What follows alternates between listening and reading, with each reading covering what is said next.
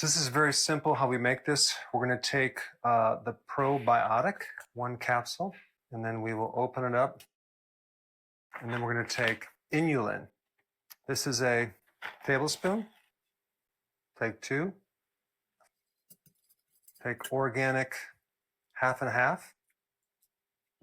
Just to make a paste. Mix it up really good. Don't put too much of that 1/2 and 1/2 in there right off the bat. Just about 2 tablespoons. And then we can pour the rest of this 1/2 and 1/2 in there. 1 quart. And we're going to mix this up really good. I'm going to take a container, 2 containers, and we'll pour some of this in here. Even it out pretty good. Okay, we're putting this mixture into the yogurt maker. We have 2 of them, right? Very carefully. Okay, now we have to add water to it. So I'm going to pour the water like so. And I want that level to be at the same level as the mixture inside the containers. We now have the water at the level of a little bit more than I wanted, so that's fine. Okay, here's the next part, and of course, if you have a different machine, you're going to have to just do the same type of thing. On the left, we have temperature and time, so we can press this once, okay?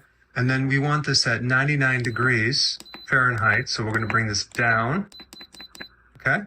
And then press start on that. And then now, what we're going to do, we have 8 hours. We're going to go up to 36 hours. Okay? And then we press start again. And guess what? We're done. We're going to put the top on it. And then we're going to wait for 36 hours. And then after that's done, we are going to then put it in the refrigerator for storage. Okay, we're pulling it out of the refrigerator after 36 hours and leaving it in the refrigerator for a couple hours to cool down. And now we're going to consume 1/2 cup of this every single day. It's amazing. It's rich. It's delicious. You can add berries to it. If you need to add a sweetener, go ahead. But I think you'll find it quite delicious. 1/2 cup a day.